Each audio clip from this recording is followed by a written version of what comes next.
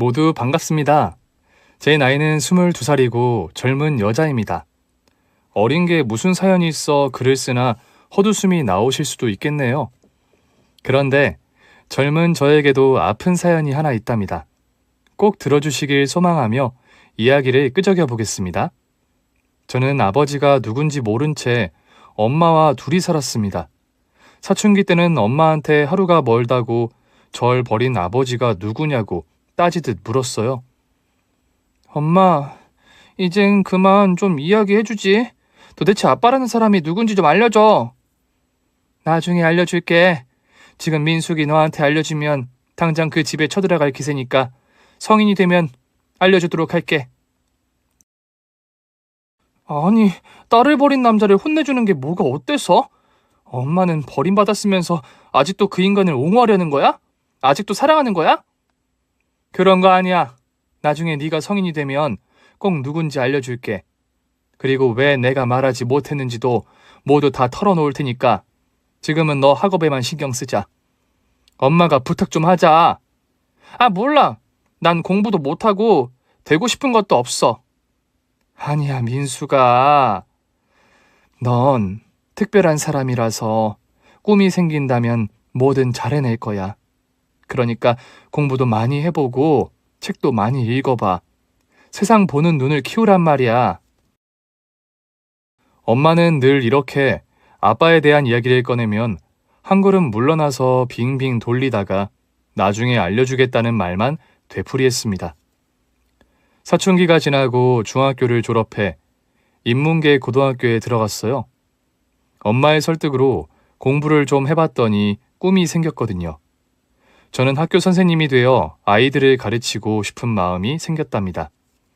장래 희망 칸에 교사라고 당당하게 적어서 제출할 만큼 꼭 선생님이 되고 싶었어요. 그래서 중학교 말미에 공부를 좀 많이 했더니 전교에서 5등 안에 들었고 소방관을 위한 공모전에 표어를 내서 시청에서 상을 받았고 교장 선생님의 표창까지 받아서 가장 가기 어렵다는 고등학교에 당당히 합격을 했어요. 조금 철이 들어서 꿈도 생기고 뭔가를 이루어내니 엄마 말씀대로 세상 보는 눈이 달라지더라고요.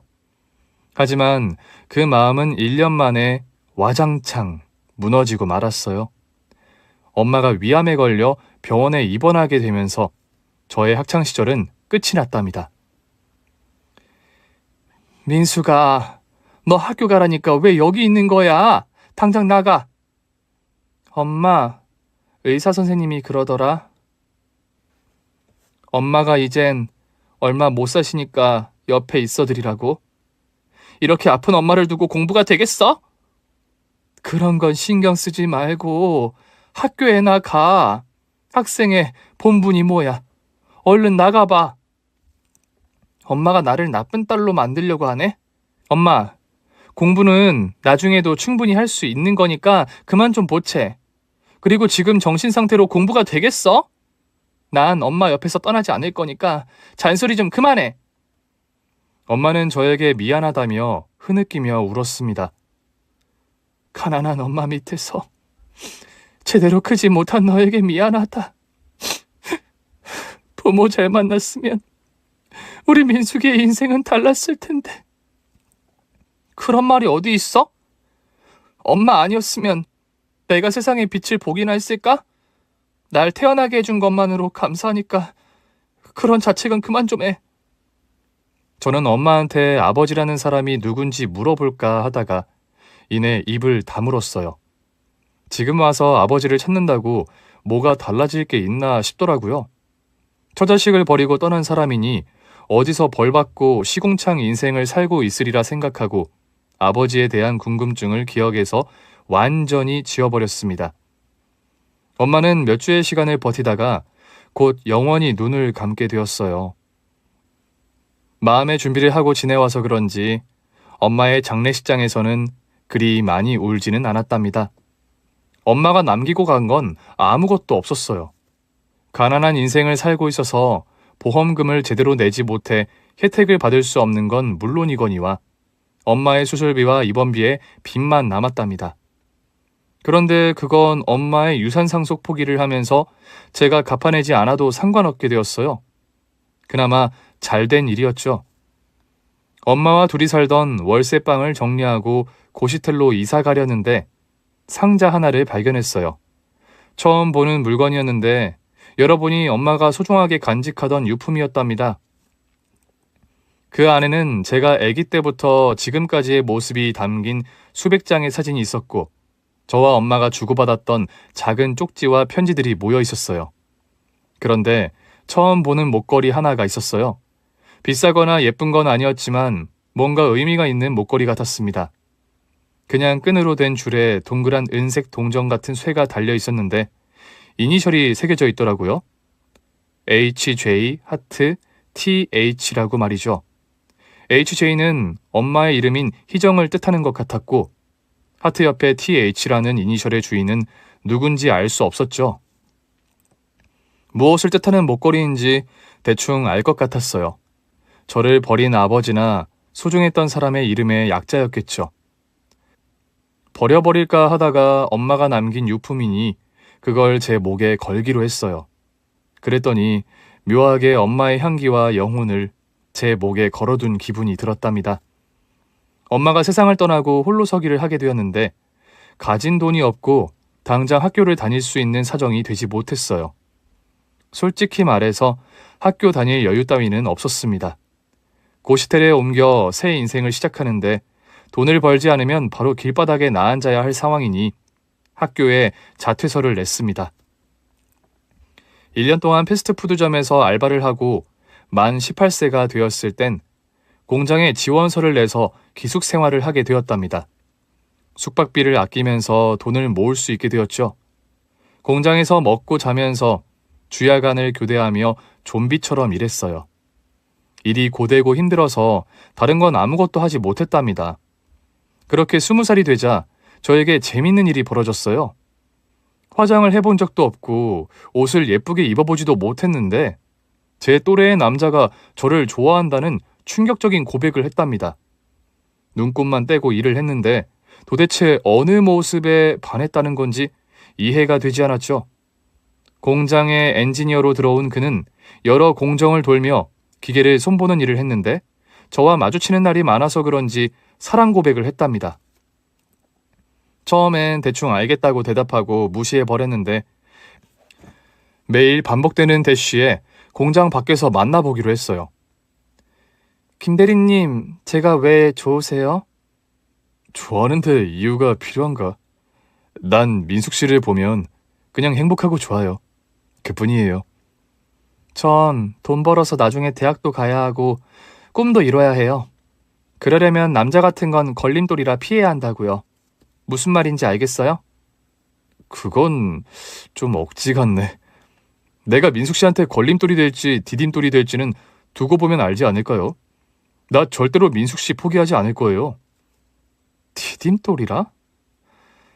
모르겠어요. 생각할 시간을 주세요. 그럼요. 얼마든지 기다릴 거고 싫다고 거절해도 계속 들이댈 겁니다. 우리 공장에서 이미 저희 둘의 소문이 쫙 퍼진 거 아시죠? 민숙 씨는 저 아닌 다른 남자랑 못 만나게 할 겁니다. 그의 당당한 모습이 마음에 들어 긍정적으로 생각하게 되었고 저희 두 사람은 곧 연애하기 시작했어요. 그런데 처음 사랑에 깊이 빠져버리니 아무것도 보이지 않더라고요. 그이는 저에게 빨리 결혼해서 가정을 이루자고 청혼을 했습니다. 제 뒷바라지 다 해줄 테니 자기만 믿고 따라오라고 말이죠. 남편 집안이 부자라고 하면서 자세한 이야기를 듣다 보니 그 일을 놓쳐서는 안 된다고 판단했어요. 사랑과 꿈 모두를 이루기로 결심했죠. 그래서 예비시댁에 인사를 갔는데 집이 으리으리하더라고요. 담장이 제 키의 2배나 높았고 넓은 마당도 있었어요. 집 안에 들어가 봤더니 부자라고 써붙여 놓은 것처럼 매우 화려하고 깔끔했어요. 그이의 말은 모두 사실이었고 저도 이 남자를 잡으면 인생의 희망이 될 것이라 믿어 의심치 않았습니다. 아가씨가 고아라고? 혈혈단신이야? 네? 네네. 엄마가 몇 년 전에 돌아가셨어요. 그래서 혼자가 됐고 공장에 취업하게 됐죠. 그럼 부친은 어떻게 돌아가셨나? 사실 친부의 생사를 모릅니다. 얼굴도 모릅니다. 본 적이 없거든요. 아, 그런 거야? 미혼모의 딸이라 이거네. 가엾게 자랐구만. 난 집안이나 학력 같은 거 따지는 사람 아니야. 내 아들이 좋다고 하면 그걸로 허락할 거라고. 아가씨 솔직히 말해봐. 내 아들하고 왜 결혼하려는 거지? 그야 당연히 오빠를 사랑하기 때문이죠. 그리고 집이 잘 살아서 꼭 잡고 싶던 거지? 그런 거라면 아주 잘 잡았어. 나와 내 남편이 투자꾼들 중에서 으뜸이거든. 돈이라면 원 없이 벌 수 있는 능력자란 말이야. 아버님, 어머님이 대단하신 분이군요. 이런 집안에 인사를 오게 되어 영광으로 생각합니다, 어머님. 그래, 우리도 대단한 걸 잘 알고 있지. 나랑 살아보면 더 대단하다는 걸 알게 될 거야. 아하, 내가 이 말을 깜빡했네. 내 아들하고 결혼하려면 우리랑 같이 살아야 해. 우린 다복하게 사는 게 꿈이거든. 그리고 내 아들이나 자네나 20대 초반이니 아직 신혼집에서 둘이 살게 하는 건 안 좋을 것 같아. 내가 아가씨를 최고의 며느리로 키워주고 공부까지 뒷바라지 해줄 테니까 우리 집에 들어와서 살아. 어때? 결정할 수 있겠어? 네, 그럼요. 사실 시집살이는 당연히 예상했어요. 저나 오빠나 아직 결혼할 자금도 없고 나이도 어려서 어른들의 그늘 밑에서 지내고 싶었습니다. 아버님, 어머님께 많이 배우며 살아보겠습니다. 아가씨가 어리지만 꽤 현명하네. 좋아, 이 결혼 바로 진행하도록 하지. 예식장은 최고급 호텔에서 올릴 거야. 그리고 민숙 씨는 그만 일을 그만둬. 신부 수업이랑 공부를 해야 하니까. 그럼 저 대학도 갈 수 있는 건가요? 당연하지. 나도 똑똑한 며느리가 좋아. 그러니까 내 그늘에서 제대로 커봐. 네, 감사합니다, 어머님.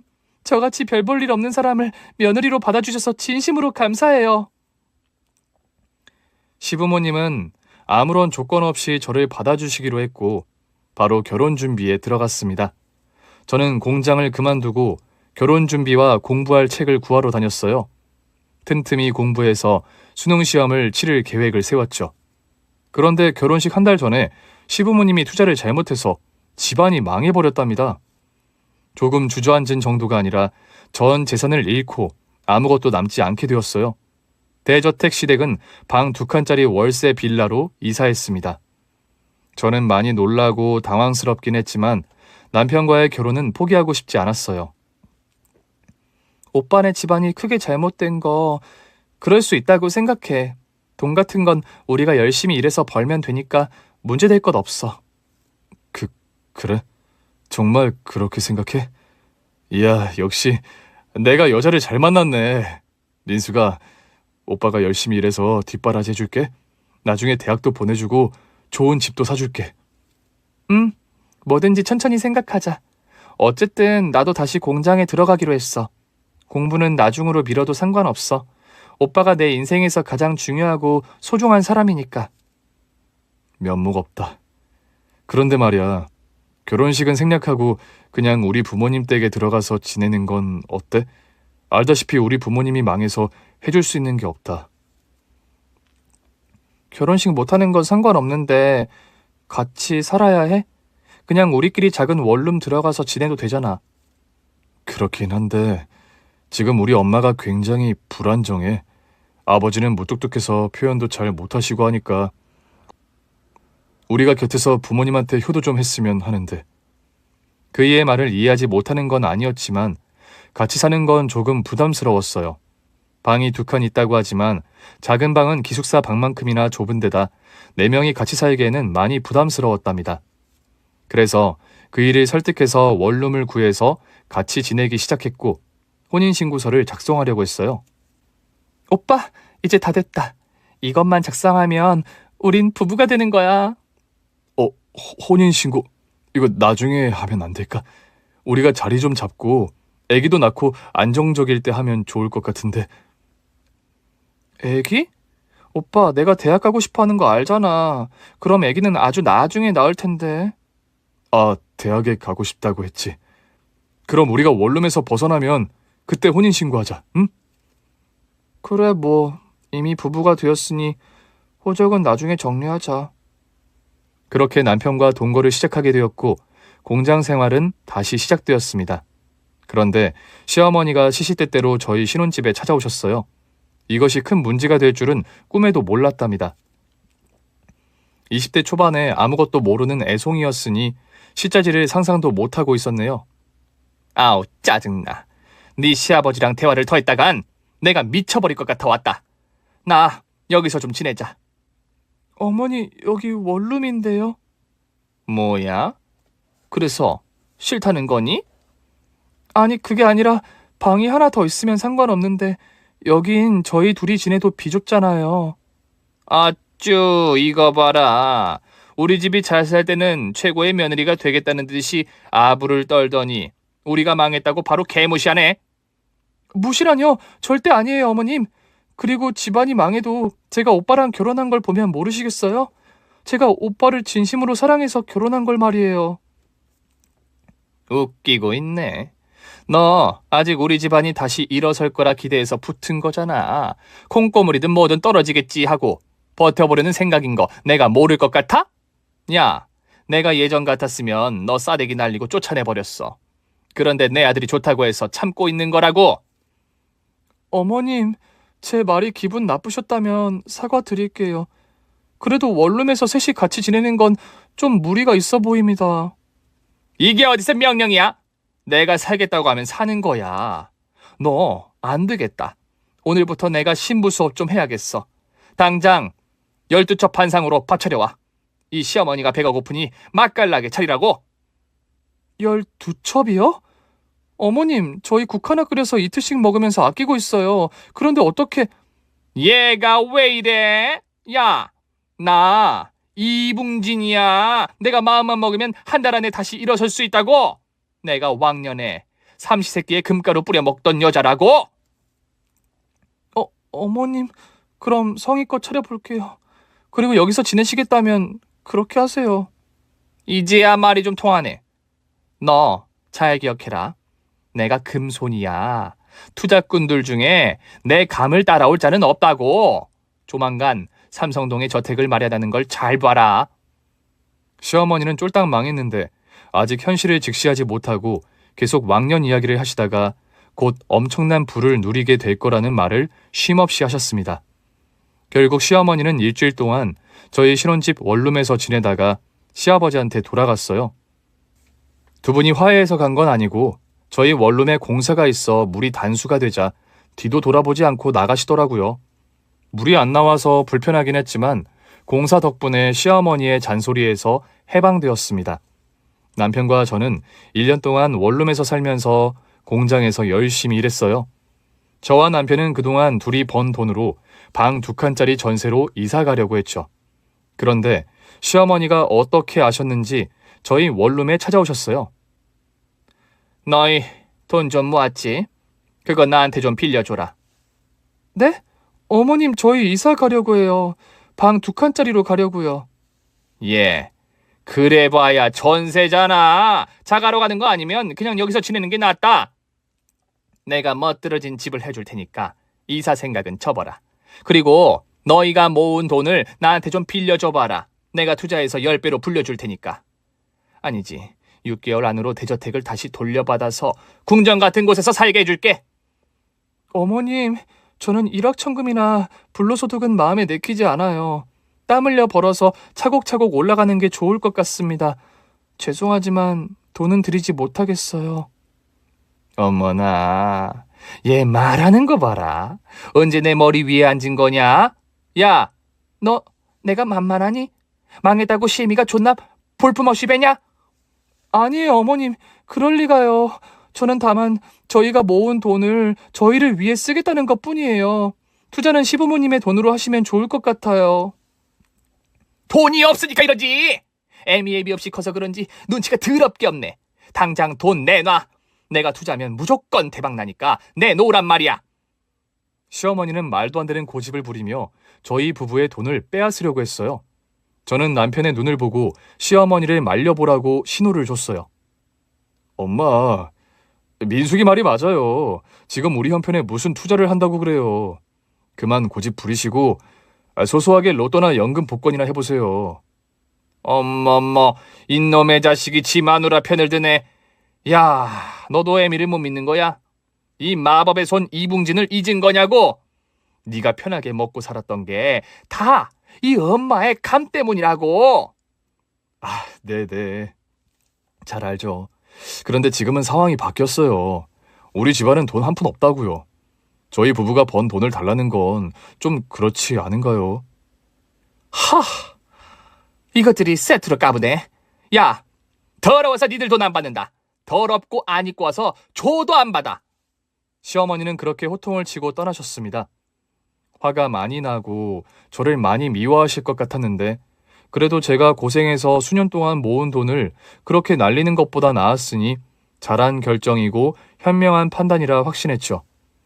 그래서 얼마 뒤 전세 계약을 하고 이사 가기 전에 공장 야간 근무에 걸리게 되면서 남편에게 통장을 넘겨주었어요. 그리고 며칠 뒤 얼마 안 되는 이삿짐을 싸고 있었는데 남편이 머리를 극적이며 당황한 표정을 짓더라고요. 당신 왜 그래? 무슨 할 말 있어? 그게 말이야. 사실은 전세 빌라 계약 취소하고 그 돈을 엄마한테 드렸어.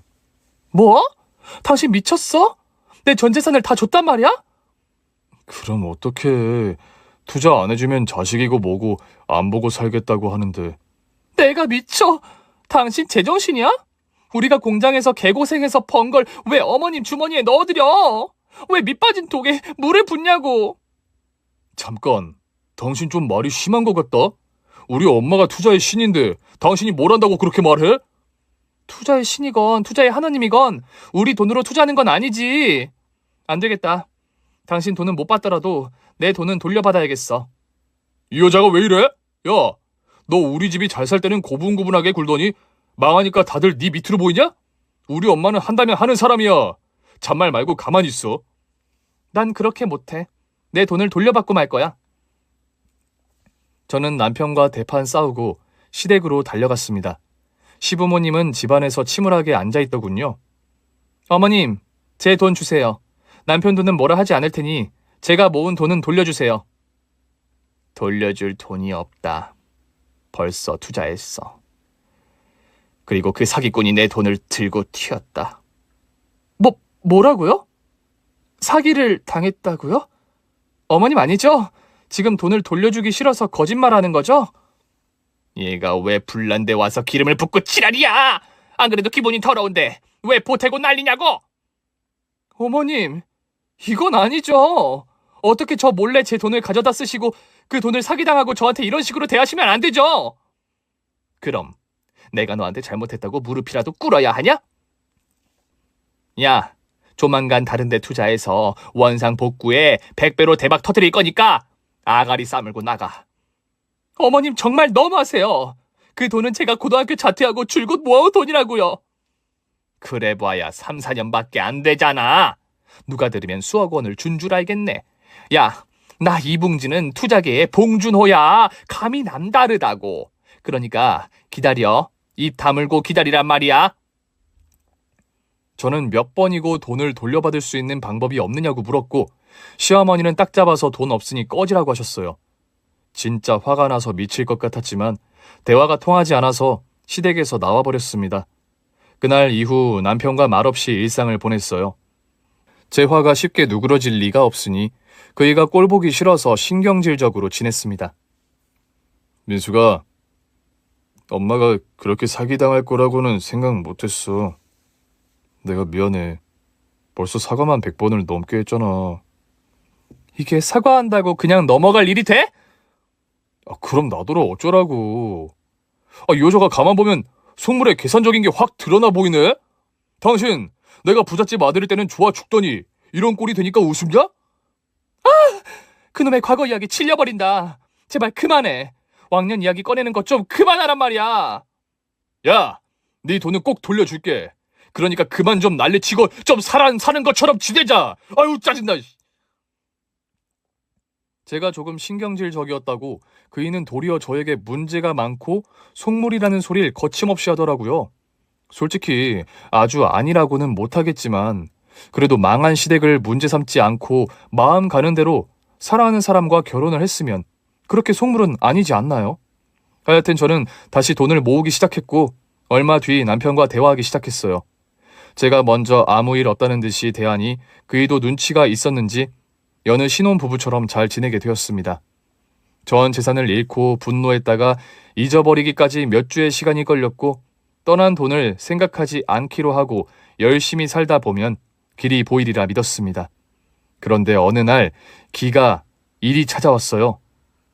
야간 근무를 끝내고 아침에 공장에서 나왔는데 웬 아저씨가 저한테 말을 걸었는데 매우 충격적인 말을 하더군요. 저기, 자네가 이민숙인가? 누구시죠? 왜 반말하고 그러세요? 아저씨 저 아세요? 내가 제대로 찾아왔구만. 설마 하고 왔는데 얼굴 보니 나와 닮은 게 보여. 그리고 그 목걸이 말이야. 자네 모친이 남기고 간 건가?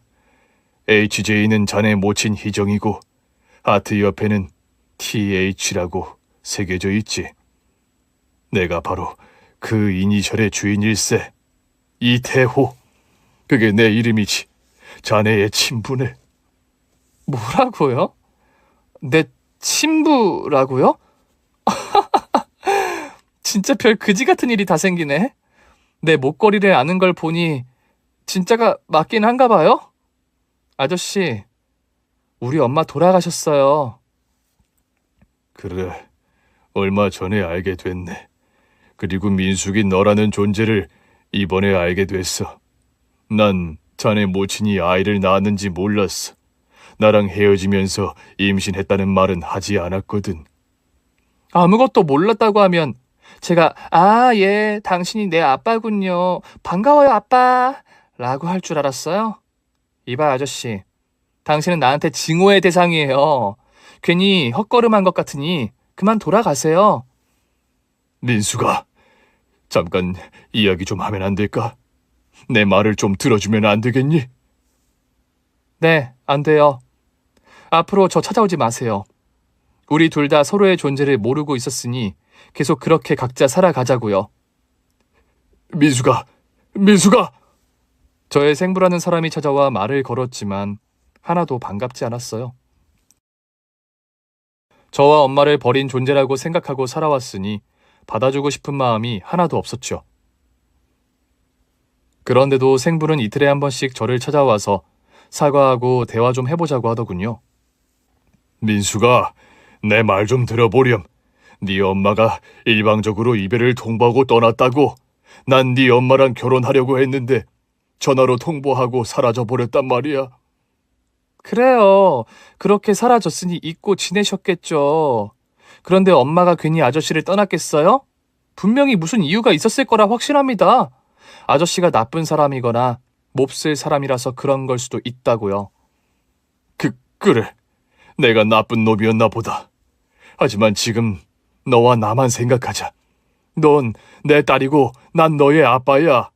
이제라도 우리가 부녀 사이를 인정하면 안 될까? 그럼 뭐가 달라지는데요? 난 아빠 같은 거 필요 없어요. 남편도 있고 시부모님도 계신다고요. 그러니까 아빠 노릇하려고 온 거면 그냥 사라지세요. 계속 서로 모르는 사람으로 생각하고 살자고요. 그렇게 여러 번 생부를 거부했더니 저를 찾아오지 않았답니다. 역시나 사람 버리는 걸 쉽게 생각하는 사람 같았죠. 눈에 안 보이니 생부의 생각은 금세 잊혀졌습니다. 저희 부부는 하루하루 바쁘게 살아가며 일하는 시간을 늘렸어요. 잔업까지 해야 월급다운 월급이 나오니 휴일에도 특근을 자청했답니다.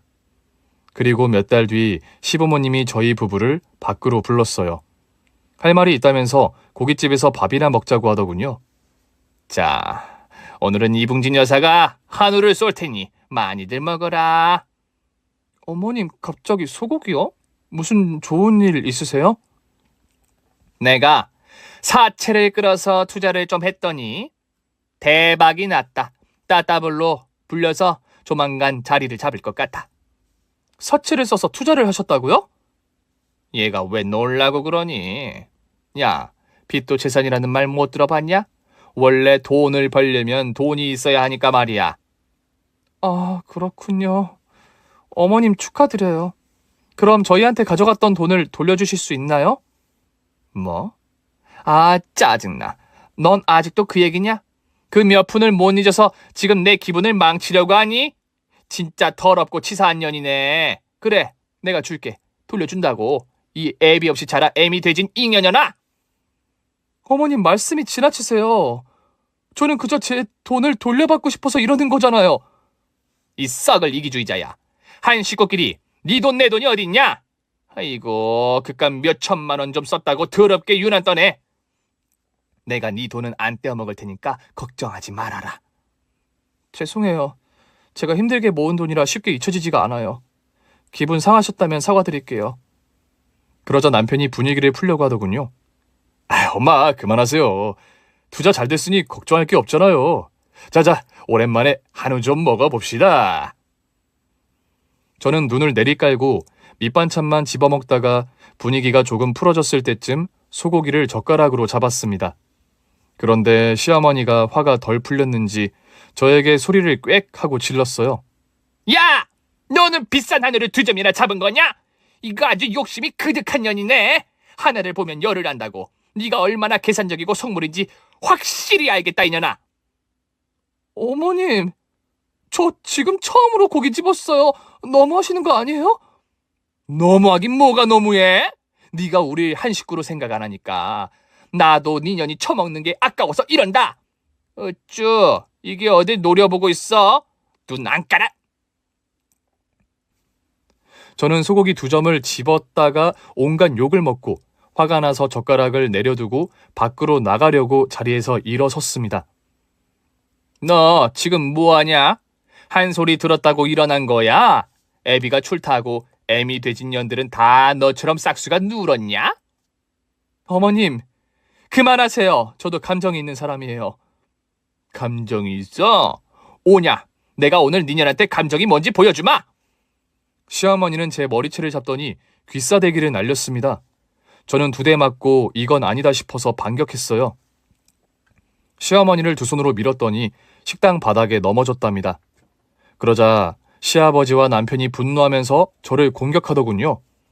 남자 2에게 힘으로 제압당해서 먼지나게 얻어 터졌답니다. 제가 몸을 움츠리고 있자 시어머니가 다시 머리채를 잡더니 사정없이 따귀를 날렸어요. 다시 되돌아봐. 아까처럼 또 나를 밀어보라고. 어머님, 그만하세요. 제발 그만 멈추라고요. 저는 사정없이 계속 밟히고 있었는데 식당 손님의 신고로 경찰들이 찾아왔답니다. 만신창이가 된 저에게 시어머니를 떨어뜨리더니 시댁 식구들과 저는 경찰서까지 함께 끌려갔어요. 저는 너무 아파서 치료하러 보내달라고 했는데 경찰이 손가락질을 하며 말하더군요. 며느리가 시어머니를 밀어서 넘어뜨렸다니. 요즘 세상이 말세네. 이 여자야, 왜 시어머니한테 그따위 짓을 한 거야? 그리고 당신 시어머니가 고소해서 벌써 검찰 송치됐어. 네? 저를 고소했다고요? 나 참 기가 막혀서. 얻어 터진 건 저인데 제가 고소당했다는 말이에요? 그럼 저도 고소하겠어요. 그래봤자 당신은 시어머니를 공격한 폐륜으로 불리해. 그냥 엎드려 절에서 사과하고 보상해드려. 아저씨 지금 저한테 반말로 훈계하시는 거예요? 경찰이 왜 한쪽 편을 들면서 이런 소리를 하시는 거죠? 이 어린년이 아직도 똥이랑 된장을 구분 못하네. 그냥 납작 엎드려 빌어서 고소 취하하는 게 현명하다니까. 하지만 저는 숙일 생각도 없었고 시어머니가 고소했다고 하니 똑같이 맞고소해서 끝장을 볼 생각이었습니다. 온 식구가 48시간 동안 경찰서에 있었고 검사가 한 명 나타났습니다. 그 남자는 저를 따로 조서실로 부르더군요. 민숙씨, 서울지검 박동훈 검사입니다.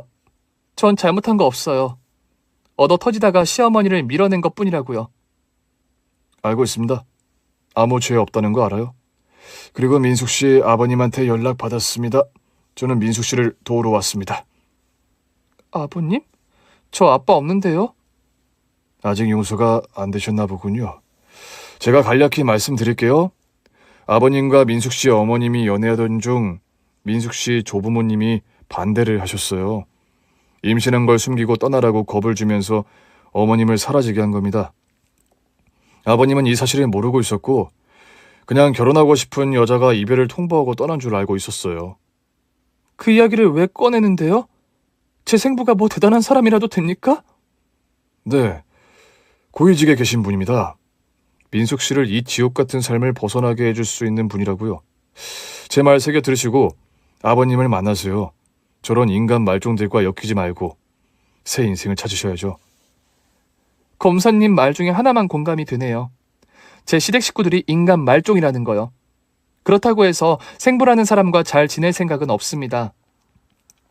아버님은 민숙 씨 어머님이 사라지고 어떤 여자도 만나지 않았어요. 독신으로 지금까지 살아왔다고요.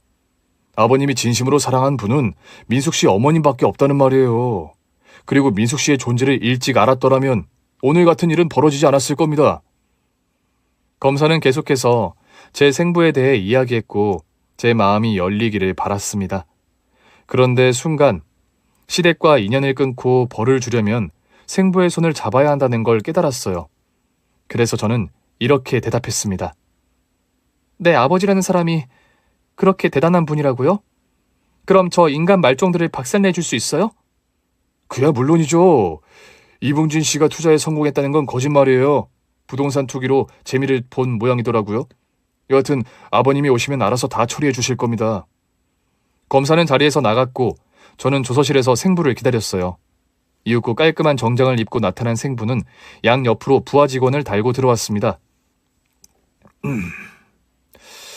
민수가 저런 것들이랑 사느라 고생 많았다. 날 미워해도 좋고 증오해도 좋은데 저런 것들이랑은 살지 말아라. 날 이용하면서 살아도 좋으니 이 애비를 받아주렴. 좋아요. 그럼 저를 여기서 꺼내주고 시댁 인간들을 응징해주세요. 높은 분이라고 하니 제대로 혼내주세요. 그래, 이미 다 처리했다. 혼인신고서를 안 해서 다행이다. 친족 상도례가 적용되지 않아 사기랑 공갈이 모두 인정된다는구나. 여하튼 네 시댁 인간들은 유치장에 갇혀있어. 네 시모는 부동산 투기 사기로 집어넣을 거고 네 시부랑 남편은 널 다치게 한 혐의와 돈을 갈취해간 혐의로 집어넣었다. 내가 다 처리했으니까 너는 여기서 나랑 나가기만 하면 돼. 이야, 진짜 높은 사람인가 봐요? 일을 이렇게 빨리 처리하시다니? 좋아요, 나가요. 나가서 시댁 인간들이 어떻게 하는지 좀 봐야겠어요. 저는 아빠와 부하 직원들 옆에 나란히 서서 조서실에서 나와 유치장에 갇힌 식구들 앞에 섰습니다. 이에 식구들은 벌떡 일어나더니 쇠창살 앞에 뛰어와서 90도로 아빠한테 고개를 숙이더군요. 사돈, 이야기 들었습니다. 아주 대단한 분이시라면서요. 네, 그래서 세 사람이 거기 안에 들어가게 된 거죠. 아이고 사돈, 우리 같은 식구인데 이렇게까지 하는 건 너무 가혹합니다. 사돈, 저희가 잘못했습니다. 며느라, 내가 미안하다. 며느리라뇨. 저와 어머님 아들은 혼인신고도 안 한 생판 남이에요. 남의 돈 갈취한 것도 모자라 저를 다치게 했으니 벌을 받으셔야죠. 그리고 부동산 투기하셨다면서요? 그러면서 무슨 투자가 성공했다는 건지. 전 세 사람을 용서하지 않을 거예요. 나한테 애비 출타하고 애미 돼진 년이라고 욕했죠? 그런 년이 얼마나 무서운지 제대로 보여드릴게요.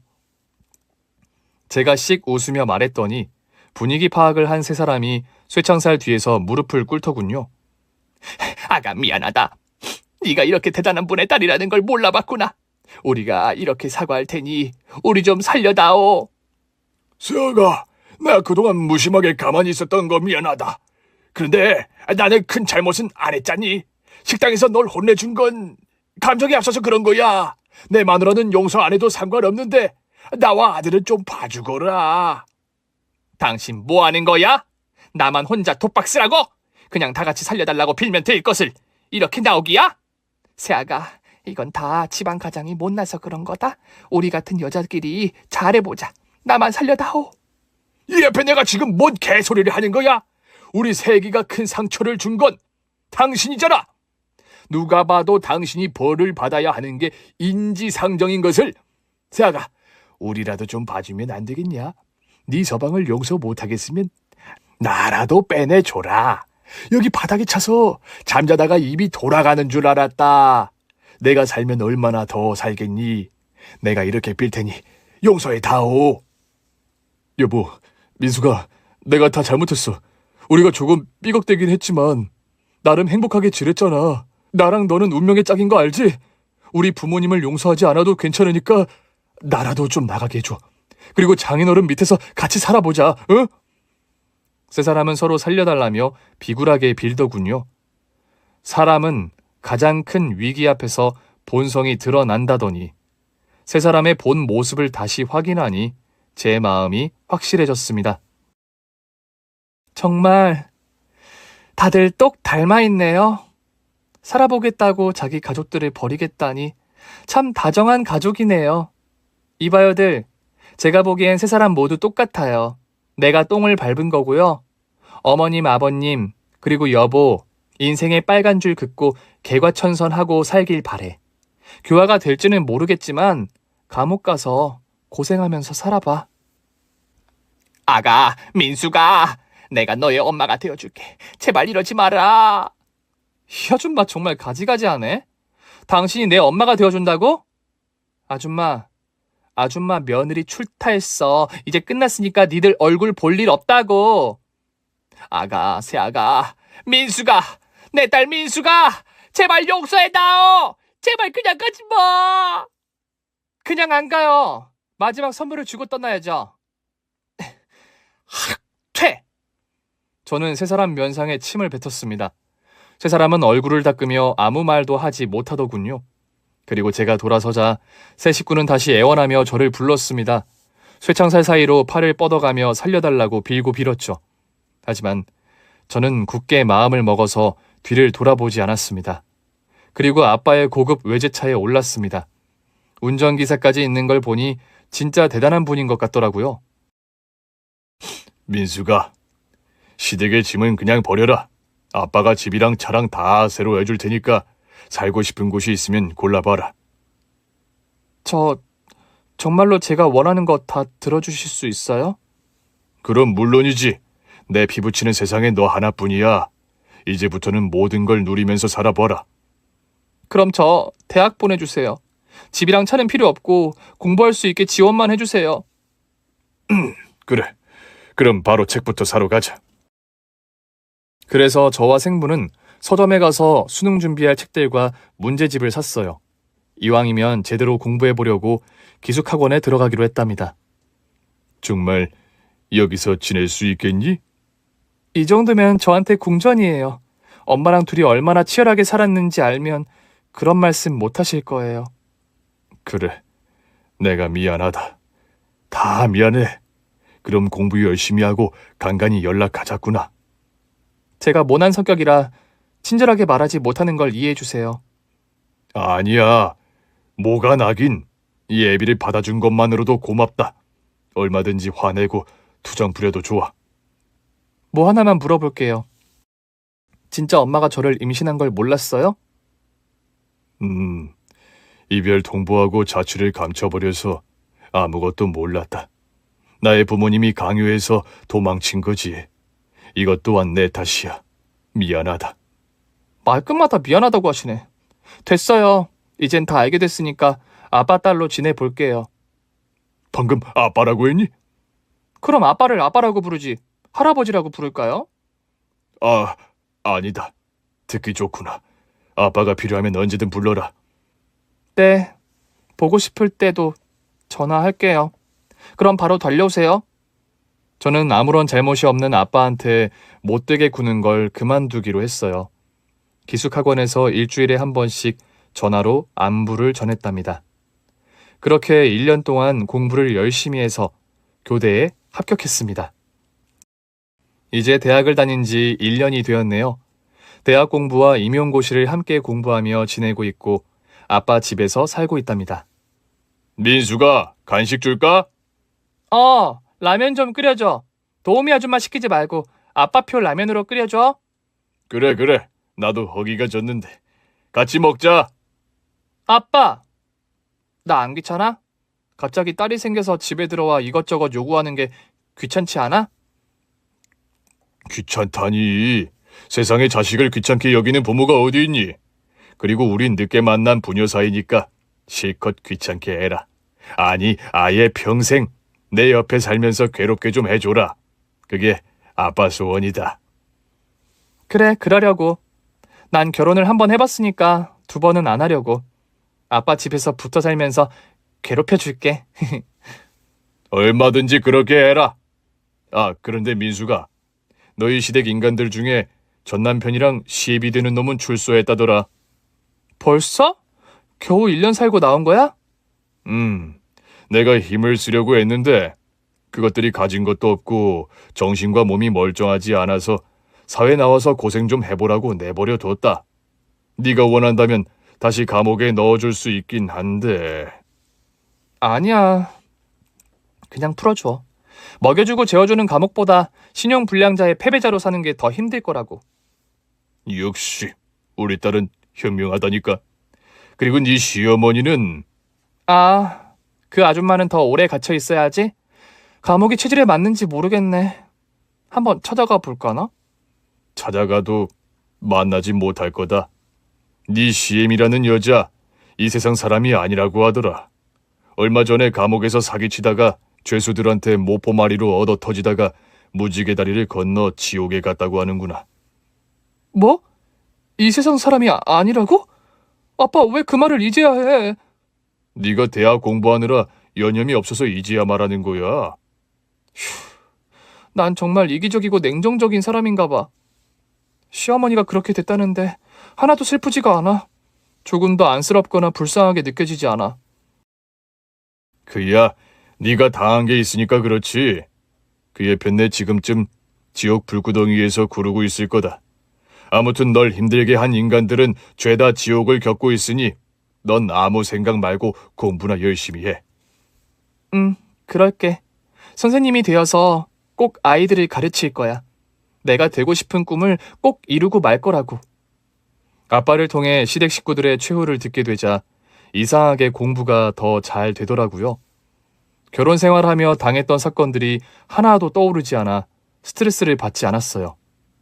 제가 아빠라는 존재를 만나게 되면서 복수도 성공하고 새로운 인생을 선물 받게 되었네요. 앞으로는 평범하면서 특별한 사람이 되도록 노력할 것이며 좋은 선생님이 되는 꿈을 이루도록 노력할 것입니다. 지금까지 저의 사연을 들어주셔서 감사해요. 혹시 저처럼 고생하고 하고 싶은 공부를 못하고 돈 버는 데에 여념이 없는 분들께 큰 위로가 되었길 바랍니다. 그럼 여기서 마무리할게요. 모두 안녕히 계시고 좋은 하루 보내세요. 감사합니다. 오늘 준비한 사연은 여기까지입니다. 재미있게 들으셨다면 구독과 좋아요, 알림 설정까지 눌러주세요. 그럼 저는 다음 사연으로 찾아뵐게요. 오늘도 건강하고 행복하세요.